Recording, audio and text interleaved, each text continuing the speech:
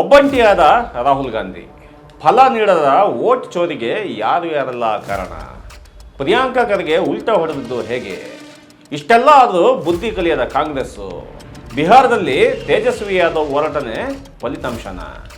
ಸ್ನೇಹಿತರೆ ನಮಸ್ತೆ, ಜೇನಿಗಿರಿ ಯೂಟ್ಯೂಬ್ ಚಾನಲ್ಗೆ ನಿಮಗೆಲ್ಲ ಸ್ವಾಗತ. ನಾನು ಚಲಂ ಹಾಡ್ಲಹಳ್ಳಿ. ಬಿಹಾರದ ಎಲೆಕ್ಷನ್ಗೆ ಕುರಿತಾಗಿ ಕಾಂಗ್ರೆಸ್ ಮಾಡಿಕೊಂಡ ಎಡವಟ್ಟುಗಳೇನೇನು, ಅದರಿಂದ ಯಾರಿಗೆ ಲಾಭ, ಒಂದೊಂದೇ ವಿಷಯವನ್ನು ನೋಡ್ತಾ ಹೋಗೋಣಂತೆ. ನೀವು ಇದುವರೆಗೂ ಜೇನಿಗಿರಿ ಯೂಟ್ಯೂಬ್ ಚಾನಲ್ನ ಸಬ್ಸ್ಕ್ರೈಬ್ ಮಾಡಿಲ್ಲ ಅಂತಂದರೆ ಸಬ್ಸ್ಕ್ರೈಬ್ ಮಾಡಿ, ಶೇರ್ ಮಾಡಿ, ನಿಮಗೆ ಏನು ಅನಿಸುತ್ತೆ ಅನ್ನೋದನ್ನು ಕಮೆಂಟ್ ಮಾಡಿ. ರಾಹುಲ್ ಗಾಂಧಿ ಅವರು 2025ರ ಬಿಹಾರದ ಎಲೆಕ್ಷನ್ಗೆ ಮುನ್ನವೇ ಮಹಾಗಠಬಂಧನ್ ಪಕ್ಷದ ಪರವಾಗಿ ಸುಮಾರು 18-20 ರ್ಯಾಲಿಗಳನ್ನು ಮತ್ತು ಸಾರ್ವಜನಿಕ ಸಭೆಗಳನ್ನು ಮಾಡಿದ್ದಾರೆ. ಇದು ಒಂದೇ ಒಂದು ಭೇಟಿಯಲ್ಲ, ಬದಲಿಗೆ ಅಕ್ಟೋಬರ್ 29ರಿಂದ ನವೆಂಬರ್ 6 ತನಕ, ಅಂದರೆ ಎಲೆಕ್ಷನ್ ದಿವಸದ ತನಕ ನಡೆದ ಬಹಳ ದಿವಸದ ಪ್ರಚಾರ ಇತ್ತು. ಚುನಾವಣೆಯ ಮೊದಲ ಹಂತದ ಅಂದರೆ ನವೆಂಬರ್ 6ಕ್ಕೆ ಮುಂಚೆ 16 ದಿನಗಳ ಕಾಲ ಅವರು ಬಿಹಾರದಲ್ಲೇ ಇದ್ದು ಪ್ರಚಾರ ಮಾಡಿದ್ದಾರೆ. ಇದರ ಮೂಲಕ ರಾಹುಲ್ ಗಾಂಧಿ ಬಿಹಾರದ ಚುನಾವಣೆಯನ್ನು ಎಷ್ಟು ಗಂಭೀರವಾಗಿ ತಗೊಂಡಿದ್ದಾರೆ ಅನ್ನೋದು ಗೊತ್ತಾಗುತ್ತೆ. ಆಗಸ್ಟ್ 17ರಿಂದ ಸೆಪ್ಟೆಂಬರ್ 1, 2025 ತನಕ ವೋಟರ್ ಅಧಿಕಾರ ಯಾತ್ರೆ ಅಂತೇಳಿ 16 ದಿನಗಳ ಕಾಲ ಯಾತ್ರೆ ಮಾಡಿದ್ದಾರೆ. ಎಲ್ಲೆಲ್ಲಿ 25 ಜಿಲ್ಲೆಗಳು, 110 ವಿಧಾನಸಭಾ ಕ್ಷೇತ್ರಗಳು, ಪಟ್ನಾದಲ್ಲಂತೂ ಸಂಪೂರ್ಣವಾದ ರ್ಯಾಲಿಯನ್ನೇ ಮಾಡಿದರು. ಅಕ್ಟೋಬರ್ 29ರಿಂದ ನವೆಂಬರ್ 6 ತನಕ ಮುಖ್ಯವಾದ ಪ್ರಚಾರದ ಹಂತಗಳನ್ನು ಮಾಡಿದ್ದಾರೆ. 14+ ರ್ಯಾಲಿಗಳು, ತೇಜಸ್ವಿ ಯಾದವ್ರೊಂದಿಗೆ ಸಂಯುಕ್ತವಾದ ಸಭೆಗಳು, ಅದರ ಜೊತೆ ಸೇರಿ ನಡೆಸತಕ್ಕಂಥ ಸಭೆಗಳು ಭಾಳ ಮುಖ್ಯವಾದಂಥವು.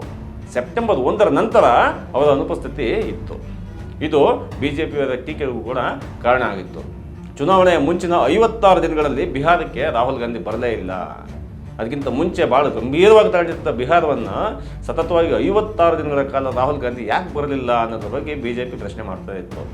ಆದರೆ ಮತ್ತೆ ರಾಹುಲ್ ಗಾಂಧಿ ಬಂದವರೇ ವೋಟ್ ಚೋರಿ ಕುರಿತಾಗಿ ಚುನಾವಣೆಗೆ ಒಂದು ದಿನ ಇರೋಂಗೆ, ಅಂದರೆ ನವೆಂಬರ್ 5ನೇ ತಾರೀಕು ಪ್ರೆಸ್ ಮೀಟ್ ಮಾಡಿ ದೊಡ್ಡ ಅಂಶಗಳನ್ನು ಬಯಲಿಗೆಳೆದಿದ್ದಾರೆ. 2024ರ ಹರಿಯಾಣ ವಿಧಾನಸಭಾ ಚುನಾವಣೆಯಲ್ಲಿ ಕಾಂಗ್ರೆಸ್ ಗೆಲುವಿನ ಸಾಧ್ಯತೆ ಇದೂ ಕೂಡ 65 ಲಕ್ಷ ಮತಗಳನ್ನು ಚೋರಿ ಮಾಡಿ BJP ಗೆಲುವು ಸಾಧಿಸಿದೆ ಅಂತ ಆರೋಪ ಮಾಡಿದ್ದಾರೆ. ಎರಡನೇದಾಗಿ ಬಿಹಾರದ SIR ಅಂದರೆ ಸ್ಪೆಷಲ್ ಇಂಟೆನ್ಸಿವ್ ರಿವಿಷನ್ ಮೂಲಕ 65ರಿಂದ 69 ಲಕ್ಷ ಮತದಾರರನ್ನ, ಮಹಿಳೆಯರನ್ನ, ಬಡವರನ್ನ, ಅಲ್ಪಸಂಖ್ಯಾತರನ್ನ ಗುರುತು ಮಾಡಿ ಅವರ ಹೆಸರುಗಳನ್ನು ತೆಗೆದುಹಾಕಿದ್ದಾರೆ. NDAಗೆ ಇದ್ರ ಮೂಲಕ ಗೆಲುವು ತಗೊಳ್ಳೋದಕ್ಕೆ ಪ್ಲಾನ್ ಮಾಡಿದ್ದಾರೆ ಅಂತ ಆರೋಪ ಮಾಡಿದ್ದಾರೆ. ಎಲೆಕ್ಷನ್ ಕಮಿಷನ್ ಆಫ್ ಇಂಡಿಯಾ ಮತ್ತು BJP ಒಟ್ಟೊಟ್ಟಿಗೆ ಸೇರಿ ಮತಗಳ್ಳತನಕ್ಕೆ ಕೈ ಹಾಕಿದ್ದಾರೆ. ಮೊಬೈಲ್ ನಂಬರ್ಗಳು, ಆಧಾರ್ ಕಾರ್ಡ್ ಮೂಲಕ ನಕಲಿ ಮತಗಳನ್ನು ಸೇರಿಸಿದ್ದಾರೆ. ಚುನಾವಣಾ ಪಟ್ಟಿ ಕಡೇ ಕ್ಷಣದಲ್ಲಿ ಬರೋದರಿಂದ ಪಕ್ಷಗಳು ಯಾವುದೇ ಪ್ರತಿರೋಧ ತೋರಿಸಲ್ಲ ಅನ್ನೋ ನಂಬಿಕೆ ಮೇಲೆ ಕೆಲಸ ಮಾಡಿದ್ದಾರೆ ಅಂತೇಳಿ ಆರೋಪ ಮಾಡಿದ್ದಾರೆ. ಜನರೇಷನ್ Z ಅಂದರೆ ಯುವಕರು, ಅವರಿಗೆ ವಿಶೇಷವಾದ ಕರೆಯನ್ನು ನೀಡಿದ್ದಾರೆ. ನಿಮ್ಮ ಭವಿಷ್ಯವನ್ನು ಚೋರಿ ಮಾಡ್ತಾ ಇದ್ದಾರೆ, ನಿಮ್ಮ ಫ್ಯೂಚರ್ನ ಇಲ್ದಂಗೆ ಮಾಡ್ತಾ ಇದ್ದಾರೆ.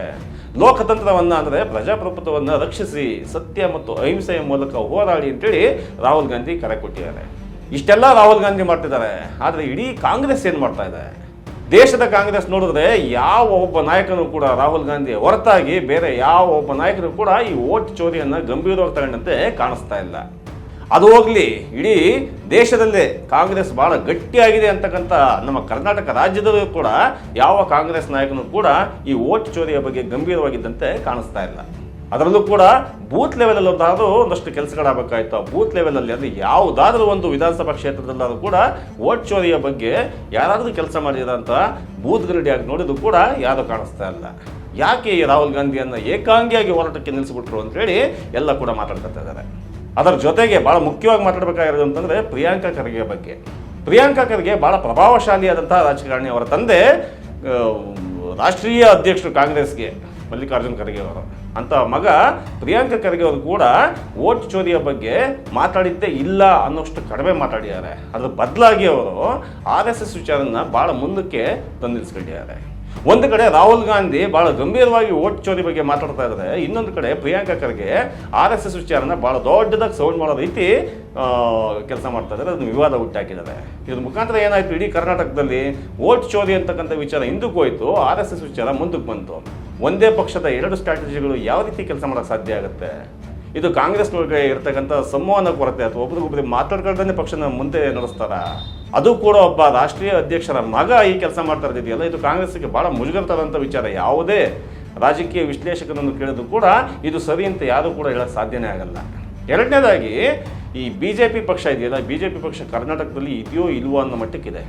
ಅದಕ್ಕೆ ವೋಟ್ ಚೋರಿಯನ್ನು ಯಾವ ರೀತಿ ಹ್ಯಾಂಡಲ್ ಮಾಡಬೇಕು ಅನ್ನೋದ್ರ ಬಗ್ಗೆ ಗೊತ್ತಿಲ್ಲ. ಆದರೆ ರಾಷ್ಟ್ರದ ನಾಯಕರಿಗೆ ಗೊತ್ತಿದೆ, ಮೋದಿಗೆ ಗೊತ್ತಿದೆ, ಅಮಿತ್ ಶಾಗೆ ಗೊತ್ತಿದೆ, ನಡ್ಡಾಗೆ ಗೊತ್ತಿದೆ. ಇವರ ಆದೇಶದ ಮೇರೆಗೆ ಕೆಲವು ವಿಚಾರಗಳನ್ನ ಬೆಂಗಳೂರಿಗೆ ತಂದು ಸುರಿದು ಹೋಗ್ತಾರೆ ಅವರು. ಏನು ಆ ವಿಚಾರ? ಅದೇ ವಿಚಾರ ರಾಷ್ಟ್ರಗೀತೆ ಇತ್ತು. BJP ಇವಾಗ ಏನು ಮಾಡ್ತಾ ಇದೆ, ರಾಷ್ಟ್ರಗೀತೆ ಬ್ರಿಟಿಷರನ್ನ ಹೊಗಳಲಿಕ್ಕೆ ಬರೆದಂತಹದ್ದು, ಅದನ್ನು ನಾವು ರಾಷ್ಟ್ರಗೀತೆ ಅಂತ ಹೆಂಗೆ ಒಪ್ಕೊಳ್ಳೋದು ಅಂತ ಶುರು ಮಾಡ್ಕೊಂಡಿದ್ದಾರೆ. ಅದ್ರ ಮುಖಾಂತರ ಏನು ಉದ್ದೇಶ? ಅದ್ರ ಮುಖಾಂತರ ಇರತಕ್ಕಂಥ ಉದ್ದೇಶ ಒಂದೇ, ಇಡೀ ದೇಶಾದ್ಯಂತ ವೋಟ್ ಚೋರಿ ಅಂತ ಗಂಭೀರ ವಿಚಾರವನ್ನು ಹಿನ್ನೆಲೆಗೆ ಸರಿಸಬೇಕು ಅಂತಂದರೆ ಬೇರೆ ಯಾವುದೋ ಒಂದು ವಿಚಾರ ತಂದು ಮುಂದೆ ಇಡಬೇಕು. ಅದೇ ಇವಾಗ ರಾಷ್ಟ್ರಗೀತೆಯ ವಿವಾದ. ರಾಷ್ಟ್ರಗೀತೆಯ ಬಗ್ಗೆ ಏನೆಲ್ಲ ವಿಚಾರಗಳಿದ್ರೂ ಕೂಡ ಅದು ಮುನ್ನೆಲೆಗೆ ತರ್ತಕ್ಕಂಥದ್ದು ಇವರು ವಿವಾದ ಮಾಡಿ ವೋಟ್ ಚೋರಿ ವಿಚಾರವನ್ನು ಹಿಂದಕ್ಕೆ ತಳ್ಳೋದಷ್ಟೇ BJP ನಾಯಕರ ಕೆಲಸ. ಇದರಲ್ಲೂ ಕೂಡ ನಮ್ಮ ರಾಜ್ಯದ BJP ಅವರು ಕೂಡ ಕೆಲಸ ಮಾಡಿದಂಥದ್ದಲ್ಲ. ಇದು ಕೂಡ ರಾಷ್ಟ್ರೀಯ BJP ನಾಯಕರುಗಳ ಅಳತೆ ಮೇರೆಗೆ ನಡೀತಿರ್ತಕ್ಕಂಥ ಕೆಲಸ. ಇಲ್ಲಿ ಇನ್ನೊಂದು ವಿಚಾರನ ಗಮನಿಸಬೇಕು. ಕಾಂಗ್ರೆಸ್ ನಾಯಕರುಗಳಿಗೆ ಅಂದರೆ ಕಾಂಗ್ರೆಸ್ ಕಾರ್ಯಕರ್ತರುಗಳಿಗೆ ಕೇಂದ್ರ ಕಾಂಗ್ರೆಸ್ ಒಂದು ಆದೇಶ ಮಾಡಿತ್ತು. ಆ ಪಕ್ಷದ ಕಾರ್ಯಕರ್ತರಿಗೆ ಒಂದು ಪಟ್ಟಿ ಕೊಟ್ಬಿಟ್ಟು 3,000 ಜನದ ಪಟ್ಟಿ ಕೊಟ್ಟು ಆ ಪಟ್ಟಿಯಲ್ಲಿ ಇರ್ತಕ್ಕಂಥ ಮತದಾರರನ್ನು ಪರಿಶೀಲನೆ ಮಾಡ್ಕೊಂಬನ್ನಿ ಅಂತೇಳಿ. ಆದರೆ ಆ ಜನ ಏನು ಮಾಡಿದ್ದಾರೆ, ಯಾರೂ ಕೂಡ ಫೀಲ್ಡಿಗೆ ಹೋದಂತೆ ಕಾಣಿಸ್ತಾ ಇಲ್ಲ. ಆ 3,000 ಜನದ ಪಟ್ಟಿಯನ್ನು ಮನೆಯಲ್ಲೇ ಕೂತು ತಯಾರು ಮಾಡಿ ಇಲ್ಲಿ ಸರಿ ಇಲ್ಲಿ ತಪ್ಪು ಅನ್ನುವ ತಪ್ಪು ಅಂಕಿಅಂಶಗಳನ್ನು ಕೊಡುವ ಕೆಲಸ ಮಾಡ್ತಾ ಇದ್ದಾರೆ. ಇದು ಕೂಡ ಅಲ್ಲಲ್ಲೇ ಬಯಲಿಗೆ ಬಂದು ಭಾಳ ವಿವಾದಕ್ಕೆ ಎಡಾಗ್ತಕ್ಕಂಥದ್ದು. ಇದು ಒಂದು ರೀತಿ ವೋಟ್ ಚೋರಿಗೆ ಭಾಳ ಗಂಭೀರವಾದಂಥ ವಿಚಾರಕ್ಕೆ ಕಾಂಗ್ರೆಸ್ನ ಕಾರ್ಯಕರ್ತರೇ ಮಾಡ್ತಿರ್ತಕ್ಕಂಥ ಭಾಳ ದೊಡ್ಡ ಅಪಚಾರ. ವೋಟ್ ಚೋರಿ ಮಾಡಿದ್ದು BJP ಅವರು ನಿಜವೇ ಆಗಿದ್ದ ಪಕ್ಷದಲ್ಲಿ ಅದನ್ನು ಕಂಡುಹಿಡಿಯುವಲ್ಲಿ ವಿಫಲ ಆಗ್ತಕ್ಕಂತೆ ಮನೆಯಲ್ಲೇ ಕೂತು ಮತದಾರರ ಪಟ್ಟಿಯನ್ನು ಪರಿಶೀಲನೆ ಮಾಡ್ತಕ್ಕಂಥ ಕಾಂಗ್ರೆಸ್ಸು ಕೂಡ ಅಷ್ಟೇ ಅಪರಾಧಿ ಸ್ಥಾನದಲ್ಲಿ ನಿಲ್ಲುತ್ತೆ. ಒಟ್ಟಾರೆ ರಾಹುಲ್ ಗಾಂಧಿ ಏಕಾಂಗಿಗೆ ನಿಂತಿದ್ದು ಯಾವ ಥರದ ಸ್ಟ್ರಾಟಜಿ ಅಂತ ಮಾತ್ರ ತಿಳಿತಾ ಇಲ್ಲ. ವೋಟ್ ಚೋರಿ ಭಾಳ ದೊಡ್ಡ ಗಂಭೀರವಾದ ವಿಚಾರ. ಇದನ್ನು ಸುಳ್ಳು ಅಂತ ಹೇಳುವ BJP ಮತ್ತು ಚುನಾವಣಾ ಆಯೋಗ ಒಟ್ಟಿಗೆ ಪ್ರಜಾಪ್ರಭುತ್ವದ ನಾಶಕ್ಕೆ ಟೊಂಕ ಕಟ್ಟಿ ನಿಂತಿದ್ದಾರೆ. ಆಧಾರ್ ಕಾರ್ಡ್ ಏನಕ್ಕೆ? ಇದೊಂದು ಪ್ರಶ್ನೆ ಈಗ ಮುನ್ನೆಲೆ ಬರ್ತಾ ಇದೆ. ಆಧಾರ್ ಕಾರ್ಡ್ ಏನಕ್ಕೆ? ಆಧಾರ್ ಕಾರ್ಡ್ ಒಂದು ಸಪೋರ್ಟಿವ್ ಡಾಕ್ಯುಮೆಂಟ್ ಅಂತೇಳಿ ಸುಪ್ರೀಂ ಕೋರ್ಟ್ ಹೇಳುತ್ತೆ. ನಾವು ವೋಟ್ ಹಾಕಬೇಕಾದ್ರೆ ನಮ್ಮ ಆಧಾರ್ ಕಾರ್ಡ್ ಒಂದು ಸಪೋರ್ಟಿವ್ ಡಾಕ್ಯುಮೆಂಟ್ ಅಷ್ಟೇ. ಆದರೆ ಆಧಾರ್ ಕಾರ್ಡು ವೋಟ್ ಚೋರಿಯನ್ನು ತಡೆಗಟ್ಟೋದಕ್ಕೆ ಕಂಪ್ಲೀಟಾಗಿ ಸಹಕಾರ ಮಾಡುತ್ತೆ. ಅದೇ ಅಂತಿಮವಾದಂತಹ ಒಂದು ಪರಿಹಾರ ಅಂತೇಳಿ ತುಂಬ ರಾಜಕೀಯ ವಿಶ್ಲೇಷಕರು ಮಾತಾಡ್ತಾರೆ ಮತ್ತು ತಾಂತ್ರಿಕ ವಿಶ್ಲೇಷಕರು ಕೂಡ ಮಾತಾಡ್ತಾರೆ. ಕಾಂಗ್ರೆಸ್ ಕಾಲದಲ್ಲಿ ಸಂಪೂರ್ಣವಾಗಿ ಅಸ್ತಿತ್ವಕ್ಕೆ ಬಾರದ ಈ ಆಧಾರ್ ಕಾರ್ಡು BJP ಕಾಲದಲ್ಲಿ ದೇಶದ ಸಕಲಕ್ಕೂ ಎಲ್ಲದಕ್ಕೂ ಅಪ್ಲೈ ಆಗ್ತಕ್ಕಂಥ ಒಂದು ವಾತಾವರಣ ನಿರ್ಮಾಣ ಆಯಿತು. ಆಧಾರ್ ಕಾರ್ಡ್ ನಂಬರ್ ಹೊಡೆದರೆ ಸಾಕು, ಒಬ್ಬ ವ್ಯಕ್ತಿಯ ಕಂಪ್ಲೀಟ್ ಡೀಟೇಲ್ಸ್ ಗೊತ್ತಾಗ್ತಕ್ಕಂಥ ಈ ಸಮಯದಲ್ಲಿ ಒಂದು ವೋಟ್ ವಿಚಾರಕ್ಕೆ ಬಳಸ್ಕೊಳ್ಳೋದಕ್ಕೆ ಆಗಲ್ಲ ಅಂತಂದರೆ ಯಾರು ನಂಬ್ತಾರೆ? ಈ ವಿಷಯವಾಗಿ ಕಾಂಗ್ರೆಸ್ ಕೂಡ ಯಾಕೆ ಗಟ್ಟಿಯಾಗಿ ಮಾತಾಡ್ತಾ ಇಲ್ಲ? ಇದೇ ಭಾಳ ಕನ್ಫ್ಯೂಷನ್ಲಿರ್ತಕ್ಕಂಥ ವಿಚಾರ. ಆಧಾರ್ ಕಾರ್ಡ್ ಮುಖಾಂತರ ಈ ವೋಟ್ ಚೋರಿಯನ್ನು ತಡಿಬೋದಾ ಅನ್ನೋದ್ರ ಬಗ್ಗೆ ಗಂಭೀರವಾದ ಚರ್ಚೆ ಆಗಬೇಕಾಗಿದೆ. ಅದೇ ರೀತಿ ರಾಹುಲ್ ಗಾಂಧಿ ಏಕಾಂಗಿಯಾಗಿ ಯಾಕಿದ್ದಾರೆ ವೋಟ್ ಚೋರಿ ಅಂತ ವಿಚಾರ ಗಂಭೀರ ಪ್ರಸ್ತಾಪ ಮಾಡುವಾಗಲೂ ಕೂಡ ಕರ್ನಾಟಕ ರಾಜ್ಯದಾದ್ಯಂತ ಅಷ್ಟೇ ಅಲ್ಲದೆ ಇಡೀ ದೇಶದಾದ್ಯಂತ ಇರ್ತಕ್ಕಂಥ ಕಾಂಗ್ರೆಸ್ ಕಾರ್ಯಕರ್ತರು ಏನು ಮಾಡ್ತಾ ಇದ್ದಾರೆ ಇದನ್ನೆಲ್ಲ ತಿಳಿಯೋದಕ್ಕೆ ಜನರು ಕೂಡ ಕಾತರರಾಗಿದ್ದಾರೆ. ಧನ್ಯವಾದಗಳು.